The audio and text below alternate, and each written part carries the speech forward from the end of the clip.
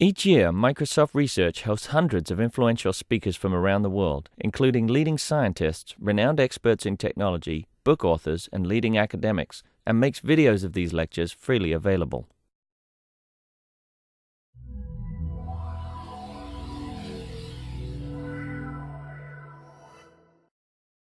Right, so it's my pleasure to introduce Tatiana Gvozdova, who will be talking about weighted hierarchical simple games. Thank you. Thank you for giving me an opportunity to give a talk here. So if you have questions, ask me. Don't hesitate. Okay. So this talk actually will be about simple games and secret sharing schemes. So I will tell you about both of these, and I will show you a connection between them. So first, let me start with a very easy example. So this one, 11 scientists working on a secret project. They wish to lock up the documents in a cabinet so that the cabinet can be opened if and only if 6 or more of the scientists are present. What is the smallest number of locks needed? And what is the smallest number of keys to the locks each scientist must carry? So very easy question. But the answer is kind of not so easy. So more than 400 locks and more than 200 keys per scientist. And this is the easiest answer. So you can guess it's not very pleasant to carry around 300 keys just to open one door. So it's not effective, actually. So in practice, no one will do it. So it means that if we have a problem, so if we want to lock a door and open it, so what we want to find an ideal way to open this door, so to find our secret.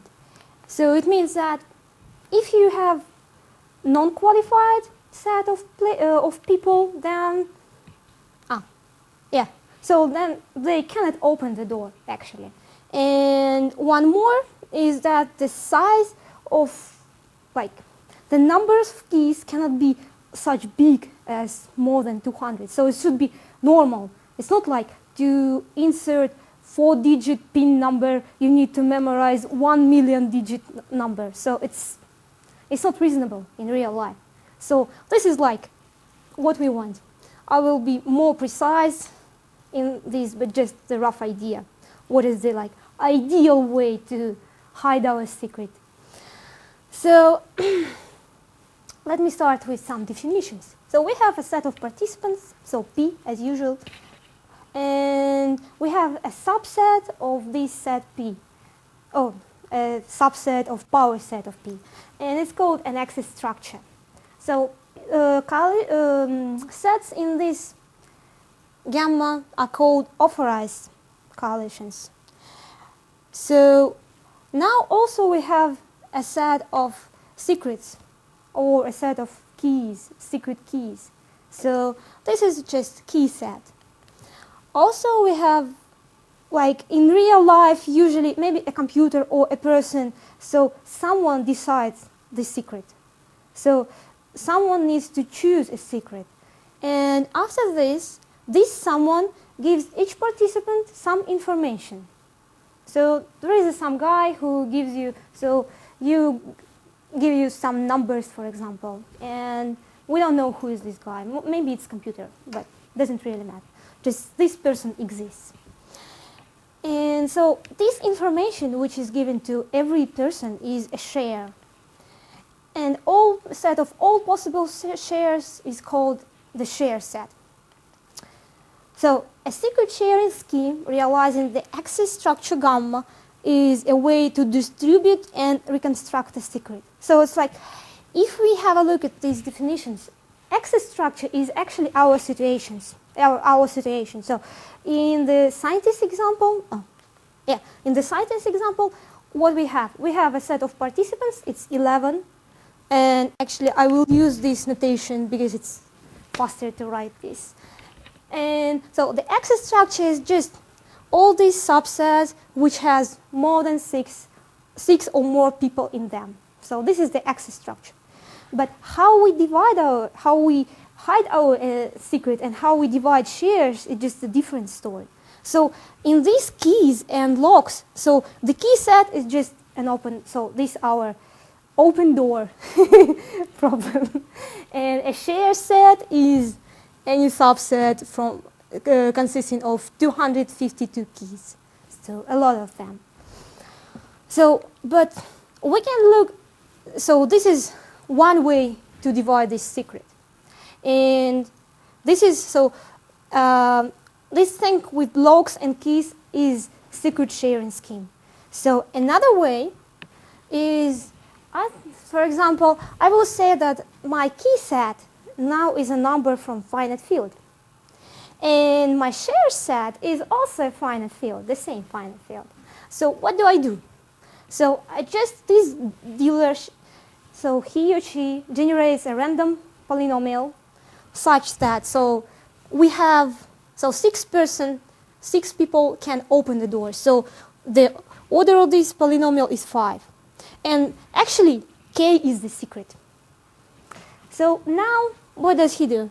So he gives to every person this pair, so I and p of I. For example, he gives first person just p of 1, second p of 2, and so on and so forth. Actually, if you have numbers on each person, you don't need to give them I. Well, so, and in this way, actually, it's very effective. Because you can see that just our key is just a number of some finite field. And our share is the number of the same finite field. So it's kind of, it's a very good situation. And actually, it's the ideal situation we are looking for. This one is very well-known scheme. It's called Shamir scheme. Maybe you heard about it. And actually, it's pretty funny because if you have a look at Shamir's paper, it's only 2 pages. And if you have a look how many citations it has, I think it's more than 10,000 citations. So only 2 pages and 10,000 citations. So it's very popular because if you write a paper in secret sharing scheme, you always somehow put his name in it. So because this one is really popular, and actually I think it's the beginning of secret sharing scheme. So just because this one shows a way to how to actually hide your secret so effectively. A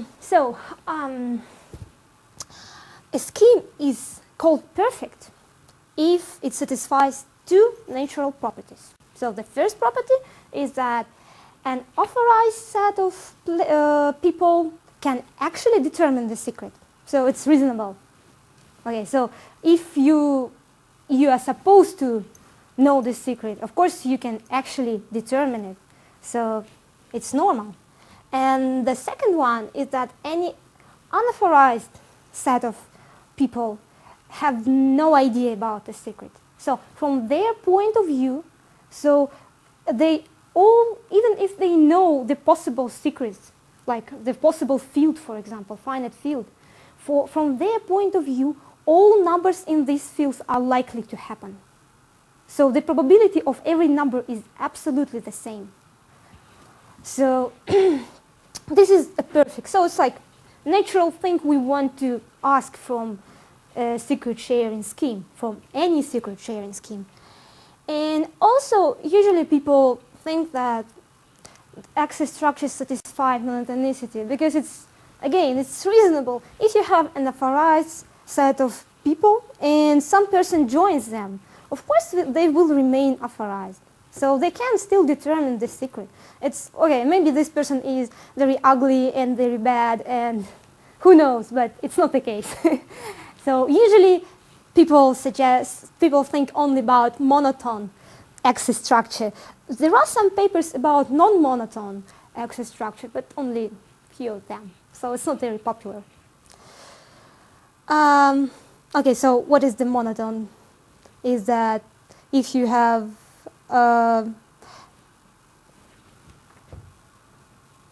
okay, it's correct. If you have a set from access structure, then every superset of this set is also an access structure. So there is a theorem of these 3 guys. So they proved that for every monotone access structure, there is a perfect secret sharing scheme. So it's actually cool. So we have a reasonable way to divide our secrets. We always have this reasonable way. But at the same time, so if you look at their proof, so they use Boolean functions to prove it. So they construct some Boolean functions and so on and so forth. So in this proof, yes, this perfect secret sharing scheme exists, but it can have these problems as we had in scientist problem. So it's like to find out 4-digit number, maybe you have to memorize 1 million digit number. So it's like your share maybe 1 million digit number. And that's the reason why it can be bad. Yeah, it's perfect, but at the same time it can be bad. So from this point, so we have to look, so we somehow need to deal with this property. So somehow we need to deal that our share should be reasonable compared to our secret key.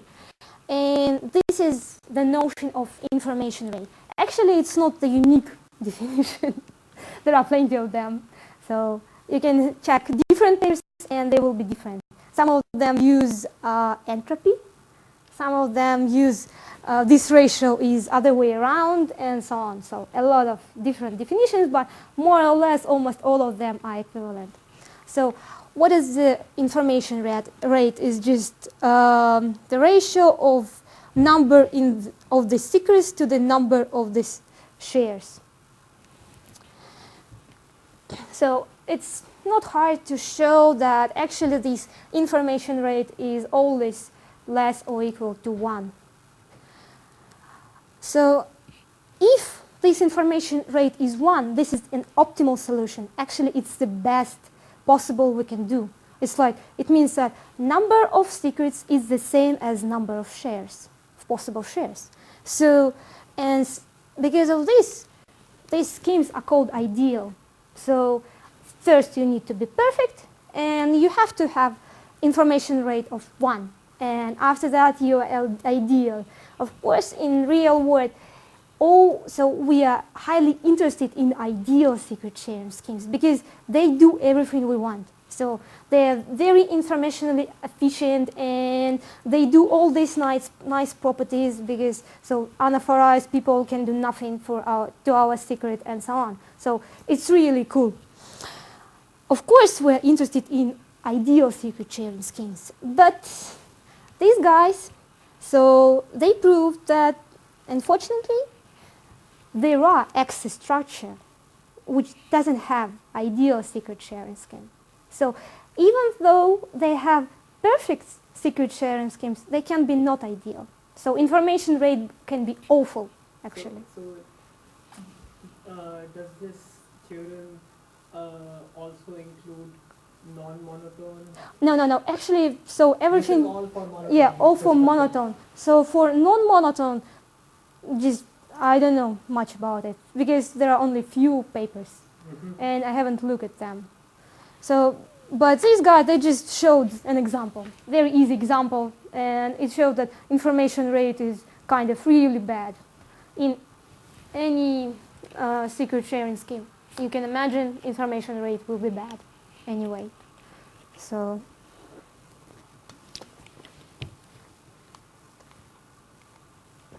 okay, so what's the problem? What's the biggest problem they have in secret sharing scheme? It's just to try to characterize all access structure which can be representable by ideal secret sharing schemes.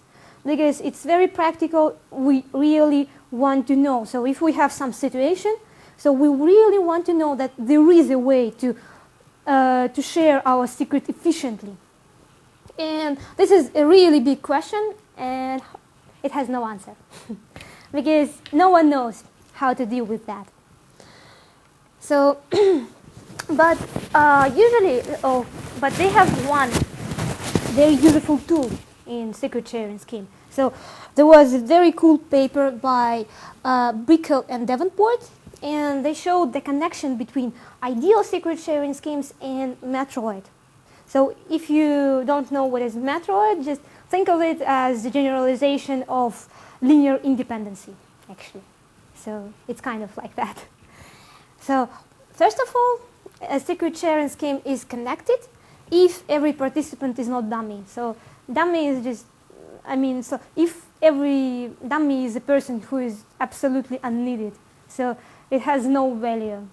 So if coalition was authorized, unauthorized, we add this person, it's still unauthorized. So it has no value. It's just unneeded person. So it's like, and they proved that actually if you have a connected ideal secret sharing scheme, then there is a connected matroid which corresponds to it. So this matroid is unique, and you can find it not easily, but you can find it. So this relationship is not so easy, it's not transparent. It's like you need to play around with numbers and so on. But actually for small numbers you can do it. And to deal with ideal secret sharing schemes, people actually use this theorem. So there is another theorem which works in a different direction. And actually it forms another open question, is that so these guys, they proved that if you have a representable matroid, then it corresponds to an ideal secret sharing scheme. So it's like, but only representable, not all matroids. So, and this is the question, so it's still open. Is there a non-representable matroid which corresponds to ideal secret sharing schemes? It's unknown. What's a representable matroid? It's kind of, so matroids, it's like, it's a generalization of linear independency, but actually not all. So some of them you can represent as matrices, can be represented as matrices of some field. So not all of them can be represented this way. So only like some part. So this is exactly only these matroids which can be represented as a matrix, a special matrix. They are connected to ideal secret sharing schemes. So maybe there is non-representable, but no one knows. So guys from matroid theory, they tried to do something, but maybe they were not so serious about it, and they didn't have results about it. Is there a connection to submodular functions? So if your access scheme is submodular, so if you have an access, now you can think of your access function as a set function, right? It's a set function essentially. Mm-hmm. You give it a set and it will say 0 or 1. Mm-hmm. This set will not get access, this set will get access, mm-hmm. right? Mm-hmm. And it has monotonic properties such that if a set gets value 1, then any element or any other subset with a union, when it's sort of merged into this set, will also get 1. Mm-hmm. Right? Mm-hmm. Mm-hmm. Now, if this set function is submodular, so we can discuss the definition of. Are you aware of submodularity? No, not really. Okay, so I think there is a connection there which is very interesting between submodular functions and matroids, which we can discuss probably offline. Yeah, it will be a good idea. So I will tell you. So for now, I'm just telling you about secret sharing schemes. Yeah. So now I will start with game theory as well. Mm-hmm. So this is all about secret sharing stuff. So I just said that people actually use this connection, and it's not trivial. Mm-hmm. So this paper is very technical, and it has very bad intuition behind it. So because it's like a lot of some strange objects, and you say, okay, this is your sets of matroids, and it's strange. Mm-hmm. Okay. Now, so let's return to this problem. So we want to characterize all access structure which can be realized by ideal secret sharing scheme. So actually the problem is like that, something like that. So it's completely undescribable. So try to describe this picture. Okay, good luck. I think it's kind of impossible, almost. So what do? In recent years, they try to look like some small piece of this problem. So instead of considering the whole access structures, maybe we just can consider only class of access structures. And in this case, so maybe it will be easier, much easier. So this is the approach they use. Okay, and now we are going to games. So this is a simple game. So maybe you know it in different definitions because there are several of them. So what is the simple game? Is you have a set of players, and simple games is pair of two sets. First is set of players. Second is a subset of power set of P, which satisfies which is closed under taking supersets. So actually, usually coalitions from W are called winning, and coalitions not from W are called losing. So maybe you know it's just the simplest thing you can imagine in voting games. So then your function is from is to the just 0 and 1. So this is, and it's monotone. So this is a simple game. So how it's connected?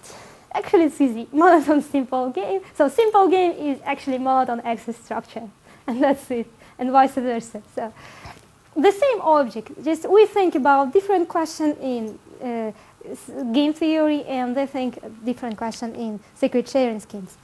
So I remind you. So they wanted to look at some classes of access structures, and actually now I will be using simple games because it's easier for me, and I'm used to this notation. So okay, so these guys, they actually did a very good job. So these guys in 2008 and these guys in 2011, they published 2 papers, and these papers they characterize threshold secret sharing schemes. Oh no, threshold access structure. Okay, this is the right one. I will tell you in a moment what is it. What is threshold access structure? So the main point is that they gave a theorem that a threshold access structure can be realized by ideal secret sharing schemes if you have these 3 nice conditions. So it is hierarchical of type 1. So it doesn't really matter what is it. So it's hierarchical of type 2, and it is a composition of these 2. So very easy characterization. So the proof is not so easy, but the characterization looks nice, at least. And very interesting thing that these 2 papers, they characterize threshold access structures, but here they have different types of hierarchical games. And actually, I will show you why it is like that. So threshold access structure is the same as weighted majority game.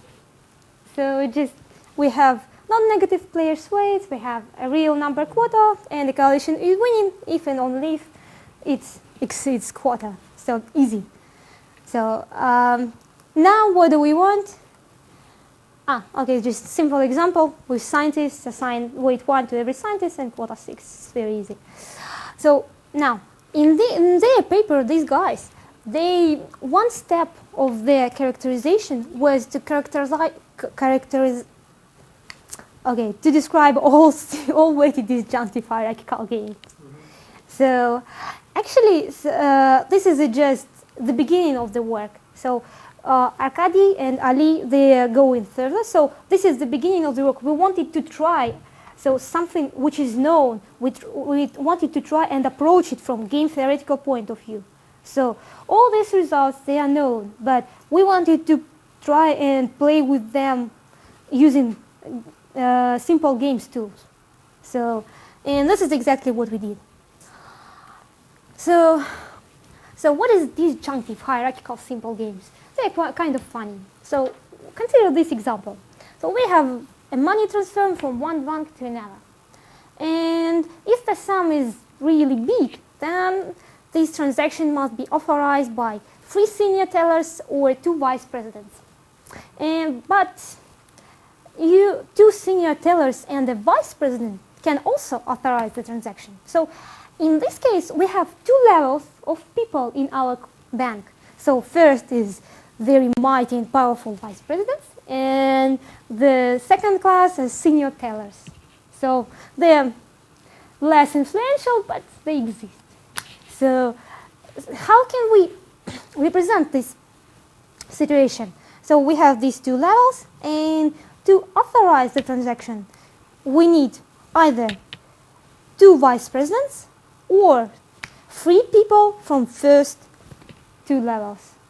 So so you can easily check that if you have 3 people from these 2 levels, it means that either you have 2 vice presidents and 1 senior tellers, and it means, okay, it's, of course, you can authorize, or you have 1 vice president and 2 senior tellers, and that one is good as well. And actually, the last variant is 3 senior tellers. And so this is exactly the situation we have. So, would the situation be equivalent if we just represent the vice presidents, if we have agents of the same form, so everybody is a senior teller, but just the vice president, the 4 agents have higher weight in the weighted voting game. So their weight will be 1.5 times the weight of a senior teller, right? Because then they go through. Actually, this is a tricky question, and I will. So at the end, I will show you when it is possible and when it's not. So, okay. So this game is actually not always weighted. Okay. Only in some cases, only in some special cases. Okay. So, and to generalize this idea, what do we do? Okay, just forget about this definition. So we have levels, M levels of players. So on the top, we have the most powerful guys. After that, less influential, and so on and so forth. So now, to win in this game, what do we need to do? We need either K1 players from first level, or K2 players from first 2 levels, or K3 players from first 3 levels, and so on and so forth. So it's like to win in this game, you need to satisfy at least one of these conditions.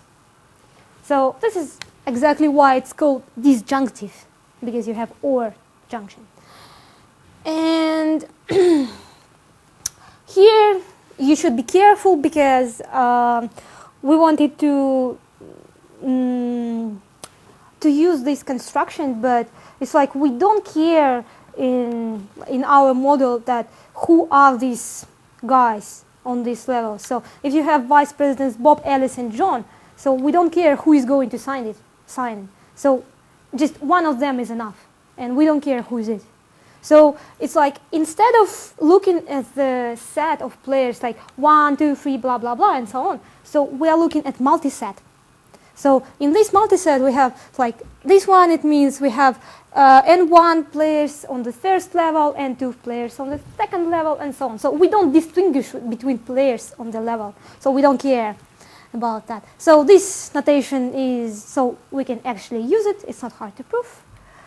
And now, so we want to work with these disjunctive hierarchical symbol games, but they are kind of tricky, because we can have one situation but describe it in 2 different ways. So, for example, here, to make a delicious juice, so we need either 2 oranges or 6 fruits from the first 2 level, or 7 fruits from the 3 levels. So, but if we have a look at this second condition, so if you want to reach 6 from first 2 levels, even if you take all apples, all 4 apples, you need to have 2 oranges. So it means you meet this first condition. So this second condition is actually redundant. It doesn't help at all. So this is equivalent situation. So we just have oranges and apples. So actually we want to understand, so we want to work with this one. So we don't care about that one. So because it's like you can divide these levels again and again and again and make it a lot of different representations of the same game, but we are not interested in it. So we want to work in something like something rigid. And so we want to find out conditions on this when our game has this normal representation short. So what do? So we have this theorem. Okay, just don't look at it again. And so this theorem has 2 conditions. First condition is just that if you say, okay, any 2 vice presidents can authorize the transaction, it means you have at least 2 vice presidents. Otherwise, it's useless. If you have only 1 guy who is vice president, why do you need this rule? It's stupid. So it's redundant. So this is the first condition. And the second condition is a little more tricky. So it's like you have M levels and you take, so it means that if you take these coalitions from first I-1 levels, and it is losing. It doesn't reach any of these threshold, and it contains this number, so ki-1 players. So if you add the whole ith level, then this coalition is winning. So the meaning behind this condition actually is that every new level adds new winning coalitions. So, and that is it. So just standard notation, but just in case if you don't remember them. So the passers, if all coalitions containing a player are winning, then this player is called a passer. So it's like this guy, he is self-sufficient, he is winning by himself. But at the same time, you can have some different winning coalitions, which doesn't contain them. So, and another one I told you about is a dummy. So you have winning coalitions. If you remove dummy, it's still winning. And if you have losing coalitions, you add dummy, it's still losing. So no one cares about this guy. So this is a characterization of disjunctive hierarchical simple games which are weighted. So please memorize everything. No, I'm joking. So this proof, we are using just simple games. So the tools which are used in simple games. Actually, so I will picture this theorem more nicely. So it's like, if you, as you said, if you want to know, so can be this situation represented by weighted majority games, then you have only several situations. Actually, if you have only one level, of course you are weighted in a weighted class. If you have two levels, then this game is weighted only in some special cases. First, if your second condition is k+1. So, and the second one, there you have two levels, is that you have special number of players on the second level. So this number of players means that if you want to reach only the second threshold, not the first one, you need to have all players on the second level, and only them. So after that, you can add level of passers on the top, so take everything else and add level of passers. And after that, just take everything from here and add a level of dummies. And this is exactly all disjunctive hierarchical weighted games, and nothing else. So only, like you can see, on this like small amount of hierarchical games are weighted. So what we did here is, so it's like in simple games, if you want to show that game is not weighted, you need just to find a certain combinatorial object. And okay, if you can find it, okay, so your game is not weighted in this case. So what we did is just, in all other cases, we just found this object and show, okay, this is it. We are good. So all these games are not weighted. And in these cases, all you can do is just find weights. And it's also easy. So the proof is very easy. You don't need Matroids. You don't need connection between Matroids. You just need to know some simple stuff, just to play with sets a little bit and nothing else, actually. So now we have a very similar game, so very similar situation. So the UN Security Council. So it consists of 5 permanent countries and 10 non-permanent countries. So a passage requires at least 9 countries, and every permanent country has a veto power. So in this case, we can represent this game in a different way. So again, we have two levels. So on the top, we have 5 permanent countries, and the second level, non-permanent countries. But to win in this game, we need 5 players from the first level and 9 players from the 2 levels.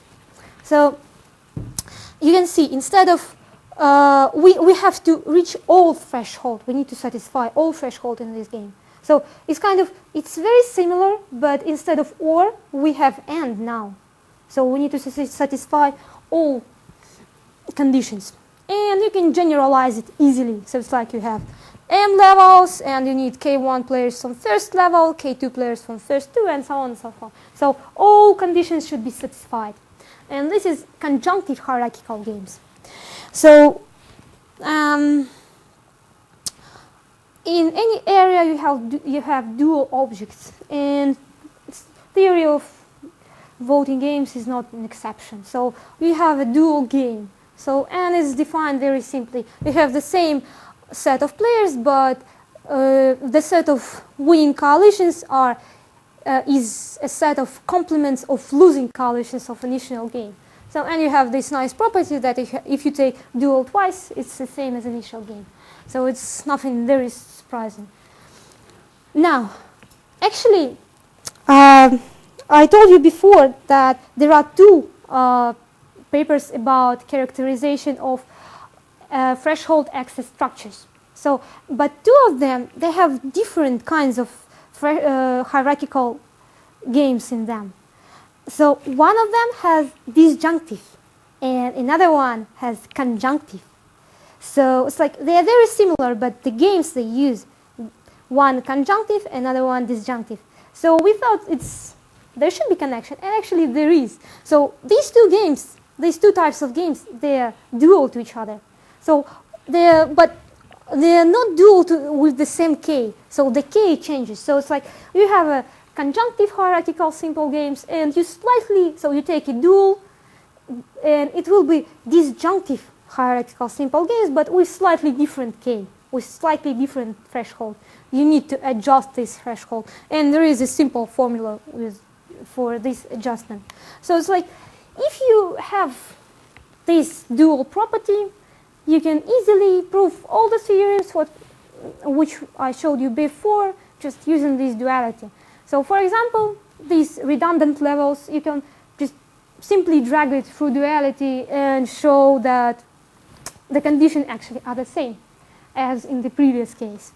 And also you can get this weighted conjunctive hierarchical games characterization, which looks very similar, but now, so it's like the first case is the same, the second case is actually the same, the third case is the same, but the fourth one is, if you remember, in the previous case we had passers here, but now we have these special players which are very, very powerful. It means that to win in this game, you need to have all these players in your coalition. So actually, for example, like in the UN Security Council, to win you need all 5 countries. Otherwise, it's no good. Yeah, they're all Vita players, actually. And another one, the final situation, you add dummies. So this one you can easily get, you just drag all the results, you just drag through the duality, and it's good. So it's simple, nothing really complicated. So after that, we wanted to think, okay, so this is what we tried to do. So we tried to do some stuff from access structure or from secret sharing schemes using methods of simple games. But after that, we're thinking, okay, so now, okay, we done this characterization, it's easy to be done, but we have some strange questions. So hierarchical games, they are nice. There are a lot of examples in real life, but at the same time, if you have a simple game, so just like simple game, list of winning coalitions, for example, only, but is it hierarchical or not? So how do we know which one is hierarchical and which one is not? And actually the answer is quite easy and beautiful as well. So there is a desirability relation. So maybe you know it, but I just reminded. So J is at least as desirable as I if for every set which doesn't contain this I and J, we have that X with I wins, then X with J wins as well. So if this relationship, if this binary relation is complete, or total order, then this game is called complete game or linear game sometimes. So actually, we need one more definition. So a winning coalition is called shift minimal winning coalition. First, if every proper subset is losing, and if you take these coalitions, take out a player and put less influential one, then it turns losing as well. So this is a shift minimal winning coalition. So in similar way, you can define shift maximal losing coalitions. It's like every proper superset is winning, and if you take out a player and put more influential one, this coalition will be winning. So just every complete game can be defined, but uniquely defined by its set, either shift minimal winning coalitions or shift maximal losing coalitions. So now it turns out that actually hierarchical games, they are complete games. So we have an order. So as you could see, we have these levels, and top level is the most powerful level. So we have like 1 is the most powerful, 2 is less powerful, and so on. And actually the most annoying guys here are the last level. So they have almost nothing.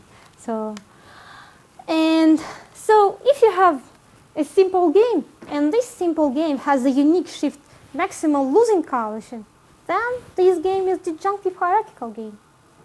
And if you have a simple game and it has a unique shift minimal winning coalition, then it is conjunctive hierarchical game. So it's easy to decide which one is it. And as we can see in this case, so if you want to try and model the power of your players with weights, for example, or in this case with levels, these two are completely different approaches because they intersect only on like small amount of cases, as you saw. So this is almost the end. So I can tell you that this is just the beginning of this work. So Arkady and Ali, they are trying to. So it was actually done. So we just played a little bit and tried. Is it good or not? Is it interesting or not? So I know that Padro, he is trying now to describe all complete simple games which can be realized by ideal secret sharing scheme.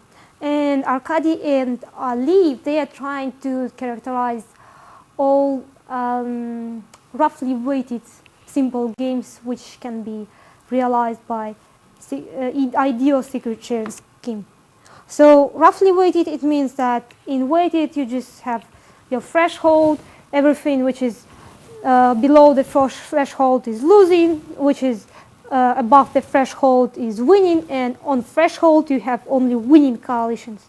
But roughly weighted, it means that here is losing, here is winning, but threshold now is special. You have winning and losing coalitions on this threshold.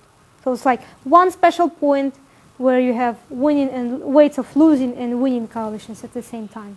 So they're trying to generalize these weighted simple games to roughly weighted simple games. So they have some results, but it's not ready yet. So thank you. That's it. Yep, that's all. Thanks. So is the use of simple games, is that just to apply a characterization to the access structures? So, because they don't, do they help at all actually finding the ideal sharing structure? No, not now. So I did only this part of work, but I know that Arkady and Ali, they are trying to push this ideal stuff to simple games as well, because the object essentially is the same. So they're trying to figure out maybe there are some conditions on simple games which we can like say, okay, if these conditions are satisfied, then there is an ideal secret sharing scheme. So they're trying to do it, but I'm not sure how successful they are right now. Also, it seems that this duality concept, so it seems that duality, so if you have a simple game which has an ideal secret sharing scheme, then dual of this game has an ideal secret sharing scheme as well. So we haven't proved it, but it seems correct, because from this, like, we have disjunctive and conjunctive. They are dual to each other, and actually they are ideal as well, both of them. Is it easy to find the ideal sharing system? Like, Yes, of course. So this is scientist example with polynomial. Yeah, Shamir's scheme is ideal. So if you take any game like you have n players, and if you have k or more players in a coalition, then it wins. So this game is always ideal. It's easy. Right. So there are some generalization. They have like geometrical interpretation, and the simple games, they are kind of more complicated, but still it's far from the full characterization. So just some results. There are some results in this direction. So we wanted to try to think of it not about Matroids only, but like simple games. So that's it, basically.